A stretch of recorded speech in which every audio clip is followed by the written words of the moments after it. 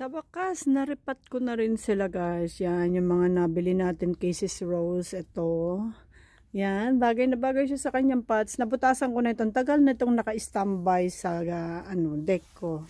Buwatong nabili ko siya. Pero, ayan, nakakita ko ng babagay sa kanya. Ayan, at yan siyang linagay natin. Ito naman ay lagayan dati ni Chanel. Namatay siya nung summer. Ang aking Chanel namatay nung summer guys. At ito na lang ang linagay ko. Tingin ko bagay sa kanya. Ayan yung pagka old rose niya at may purple. Ayan. So ayan. Marami tayong naripat guys. Hindi lang awonia. Marami rin succulents tayong mga naripat. Pinalitan natin ng soil yung iba. So ayan. Ito rin. Parang magkakahawig itong tatlong ito. Ito si Gucci ito eh.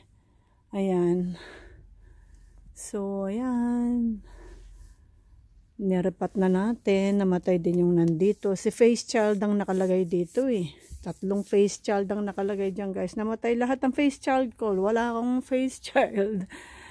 So, ayan. Yung face child natin ay wala na tigbak lahat guys. Ayan.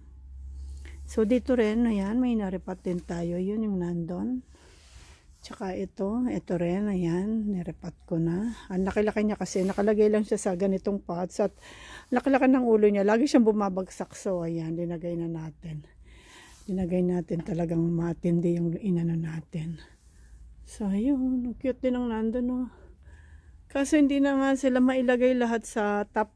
Mas maganda talaga nasa top shelf sila para sila ay maging ganyan, no. Tingnan nyo, napaka-lush nilang ganda, no. Sarap nilang pagmasdan guys. Para silang mga rainbow. So nice. Ang ganda nila. Yeah, sana dito kayo kaya nyo yung lamig.